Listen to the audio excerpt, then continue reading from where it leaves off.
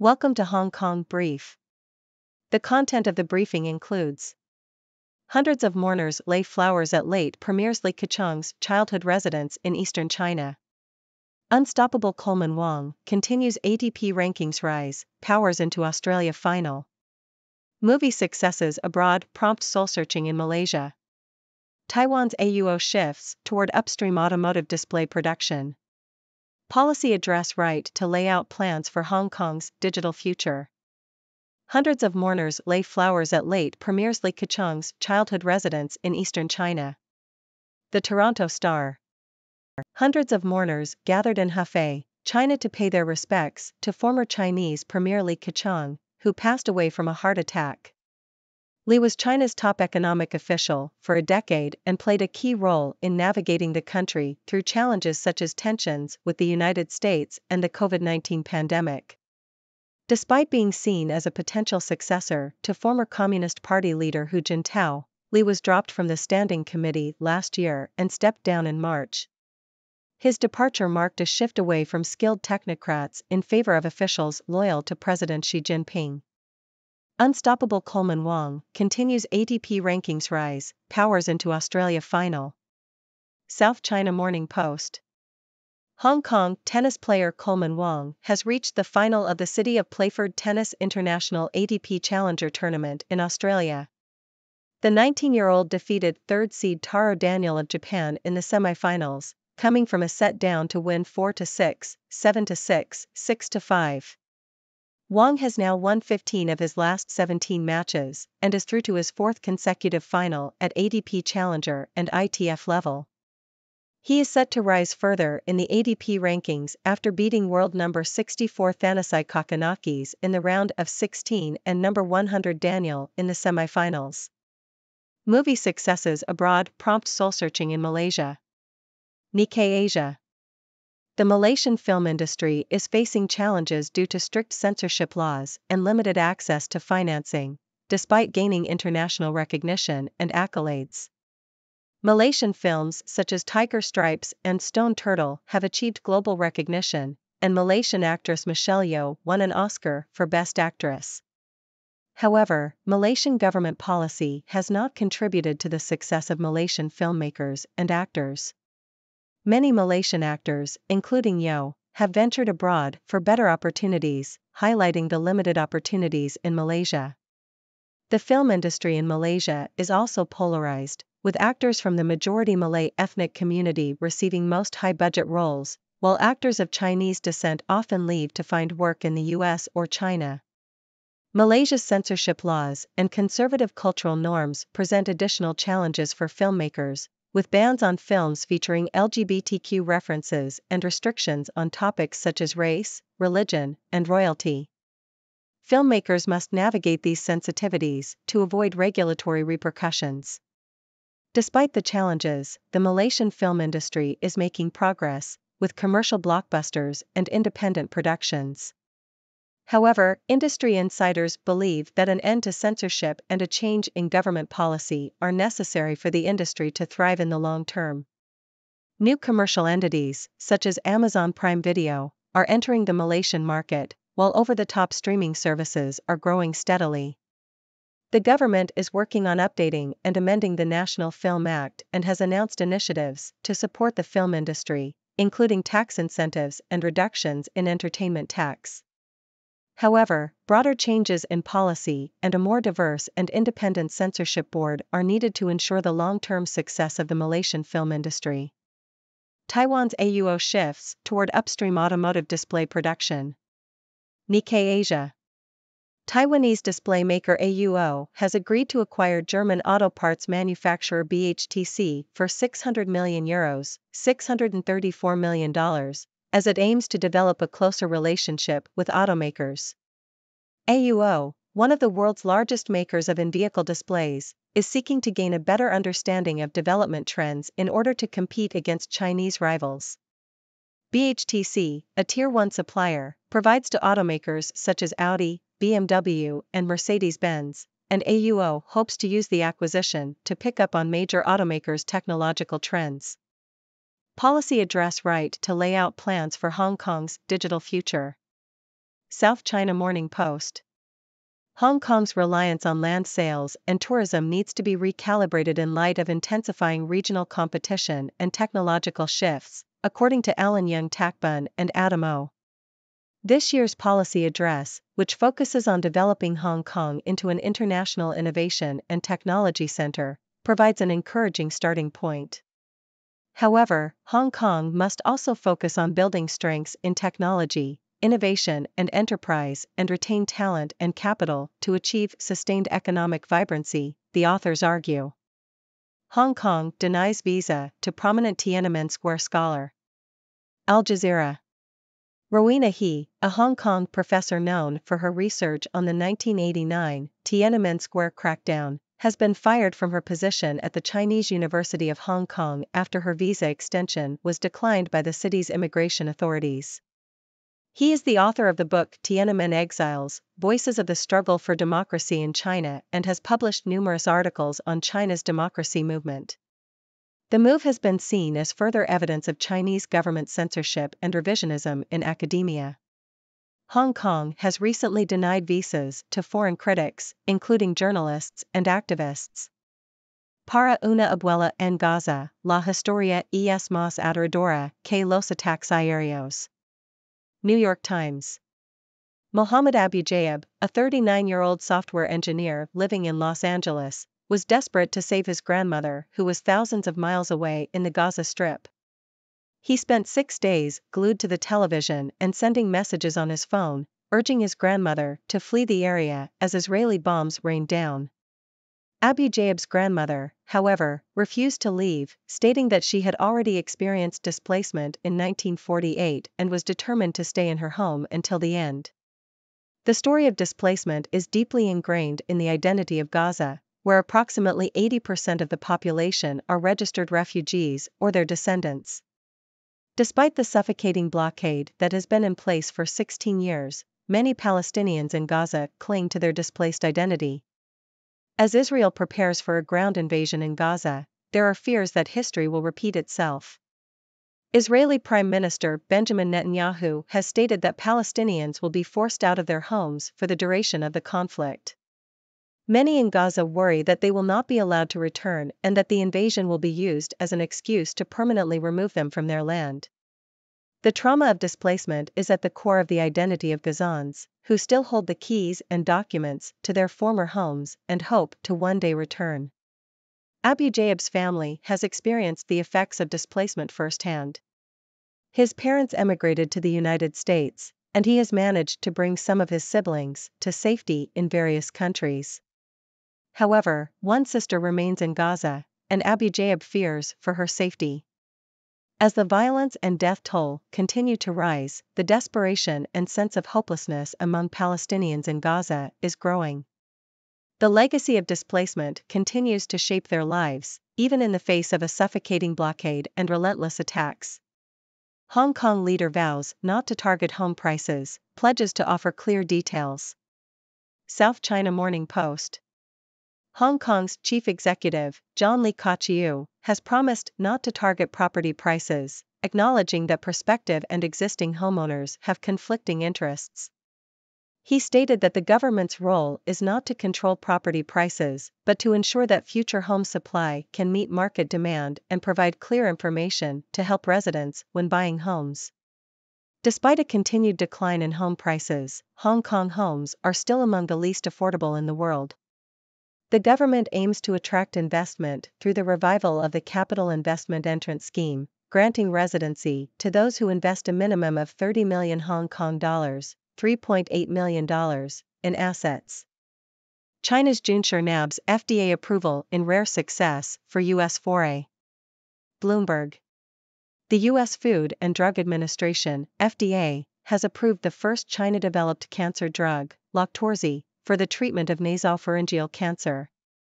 Loqtorzi is a PD-1 inhibitor, a type of cancer therapy that uses the patient's own immune system to fight tumors. While the drug was approved in China in 2018 for various types of cancer, its U.S. approval is currently limited to nasopharyngeal cancer. This approval is a significant milestone for Chinese drug makers, who have faced scrutiny over the quality of their clinical trials and ability to develop innovative therapies.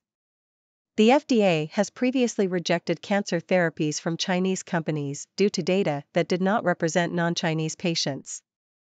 Loqtorzi's approval represents a rare success for Chinese biotech firms seeking to enter the U.S. market.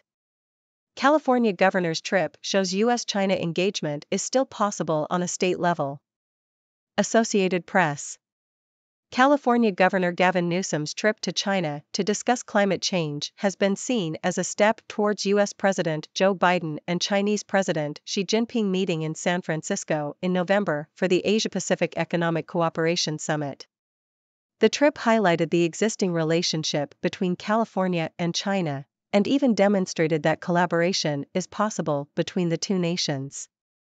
The warm reception from China sends a clear signal that working with California is both desired and politically safe. Despite the deteriorated relationship between China and the U.S. over the past few years, China still views U.S. states as pragmatic business partners. Lewiston locals brave the streets after shelter-in-place order lifted. You've got to live. The Independent. Traffic returned to the streets of Lewiston on Friday night as authorities lifted a shelter-in-place order that was imposed after 18 people were killed and 13 injured by an armed suspect who then vanished. Despite the order being lifted, the suspect, 40-year-old Robert Card, remained a fugitive. Nonetheless, residents who had been confined to their homes since Wednesday took the opportunity to get provisions and carry out chores while law enforcement continued its search for Card. The parking lot of a local store was packed within an hour of the order being lifted. U.S.-China agree to work on Biden-Xi November meeting. Bloomberg. The U.S. and China are working to arrange a meeting between President Joe Biden and Chinese President Xi Jinping next month in San Francisco, according to anonymous officials. The officials noted that both sides have agreed to maintain open lines of communication following the visit by Chinese Foreign Minister Wang Yi. The discussions between the U.S. and China have increasingly focused on economic issues, with Beijing expressing concerns that U.S. technology sanctions will hold back the country's development. U.S. officials have been keen to announce a meeting between Biden and Xi, who have not spoken since they met last year at the Group of 20 summit. Meet the Australian Army veterans finding new fields of endeavour and camaraderie in farming. ABC. A group of former soldiers in Australia have found new purpose after their military service by pursuing careers in farming.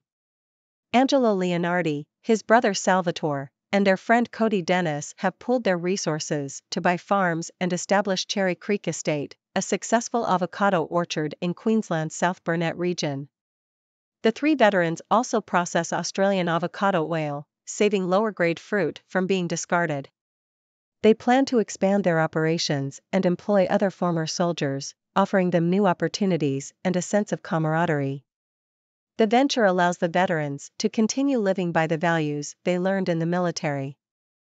Tata to make iPhones in India with deal for Western business. Nikkei Asia. Indian conglomerate Tata Group is set to begin local production of Apple's iPhones by acquiring a unit of Taiwanese electronics manufacturer Wistron. Wistron plans to sell its Indian subsidiary to Tata Electronics for an estimated $125 million. The move will allow Apple and Tata to promote iPhones as made in India in line with the government's Make in India policy, which seeks foreign investment and aims to expand the manufacturing sector. In India, Chinese brand Xiaomi held the largest share in smartphone shipments last year, with Apple holding just 4%. However, expectations are high for the Indian market, which has a population of 1.4 billion. Sam Bankman-Fried on the stand, a lot of people got hurt. The Independent. FTX founder Sam Bankman-Fried has taken the stand in his multi-billion-dollar fraud and money laundering trial, admitting to making a number of mistakes but denying stealing from FTX customers. Bankman-Fried testified that he knew nothing about crypto when he founded Alameda Research, the precursor to FTX, in 2017. Prosecutors have accused him of stealing billions from FTX customers to support risky bets by Alameda Research, invest in real estate, fund sponsorship deals, and make political contributions. Bankman-Fried's testimony is seen as his best chance at acquittal. Ladies and gentlemen, it's your favorite observer from the 6 Degrees World, Dr. Six, bringing you the latest news from around the globe. Today, we have stories ranging from mourning in China to tennis triumphs in Australia, from film industry challenges in Malaysia to the shifting dynamics of Taiwan's display maker. We'll also touch on the digital future of Hong Kong, visa denials in academia, the ongoing crisis in Gaza, property prices in Hong Kong, China's milestone in cancer drug approval, US-China engagement, a manhunt in Lewiston, farming veterans in Australia, iPhone production in India, and a high-profile trial. Phew! Let's dive in. First up, in China, hundreds of mourners gathered to pay their respects to former Premier Li Keqiang, who recently passed away. Li played a crucial role in steering China through tough times, including the US-China tensions and the pandemic. Despite being dropped from the standing committee last year, his legacy will not be forgotten. In the sports world, we have a rising star. Hong Kong tennis player Coleman Wong has continued his impressive ATP rankings rise by reaching the final of a tournament in Australia. He's been on a winning streak, defeating some big names along the way. Watch out for this young talent. Moving on to Malaysia, the film industry is facing challenges despite gaining international recognition. Strict censorship laws and limited financing options have led to a polarized industry, with some actors seeking better opportunities abroad. The industry is making progress, but changes in government policy and a more diverse censorship board are needed for long-term success. In Taiwan, display maker AUO is making moves in the automotive industry. They've acquired a German auto parts manufacturer to gain a better understanding of development trends and compete with Chinese rivals. It's a strategic move to strengthen their position in the market. Shifting our focus to Hong Kong, the chief executive has vowed not to target property prices. Instead, the government aims to ensure future home supply meets market demand and provide clear information to residents. The goal is to attract investment and help residents navigate the housing market. In the US, the FDA has approved the first China-developed cancer drug. This is a significant milestone for Chinese drug makers, who have faced scrutiny over their clinical trials. It opens up opportunities for Chinese biotech firms seeking to enter the US market. Now, let's talk politics. California Governor Gavin Newsom's trip to China has been seen as a step towards a potential meeting between President Biden and President Xi Jinping. Despite the strained US-China relationship, collaboration at the state level is still possible, and China views US states as pragmatic business partners. In a different realm, a manhunt is underway in Lewiston after a shooting that left 18 people dead. The shelter-in-place order has been lifted, allowing residents to go about their daily activities while law enforcement continues its search for the suspect. Back to the international stage, the US and China are working on arranging a meeting between President Biden and President Xi Jinping in San Francisco next month. Both sides have agreed to maintain open lines of communication, particularly on economic issues. Let's hope this meeting can pave the way for better relations between the two countries. On a more heartwarming note, a group of Australian Army veterans has found new purpose in farming. They've established a successful avocado orchard and plan to expand their operations while offering employment opportunities to fellow veterans. It's a testament to their resilience and the bond they share. From farming to manufacturing, Tata Group is set to begin local production of Apple's iPhones in India. This move aligns with the government's Make in India policy and allows Apple to tap into the Indian market, which has immense potential. Lastly, in a high-profile trial, FTX founder Sam Bankman-Fried has taken the stand to defend himself against allegations of fraud and money laundering. He admits to making mistakes, but denies stealing from FTX customers. This trial has caught the attention of many in the cryptocurrency world. And there you have it, folks, a roundup of the latest news from around the world. Remember, these stories are just the tip of the iceberg, and there's always more to uncover. Now, it's time for your thoughts. What do you make of these stories? Do you have any burning questions or opinions you'd like to share? The floor is yours. Thank you for tuning in. The content above showcases the latest briefing reports and analytical synopses, thoughtfully curated by the 6Do team. These insights stem from a wide array of reputable media outlets, think tanks, government sources, and specialized experts worldwide. We encourage you to explore these sources for a comprehensive perspective. Keep in mind that while the content may not always align with the official standpoint of 6Do Brief, it's not meant to be taken as absolute directives for decision-making. Comprising seasoned media professionals, learned scholars, and accomplished scientists, the 6Do team embodies a trailblazing, fully independent media entity. To customize 6Do Brief to meet your professional needs, you have the option to subscribe to a diverse array of briefings on our website, 6dobrief.com. Regardless of your location, you can conveniently receive 6Do Brief via email.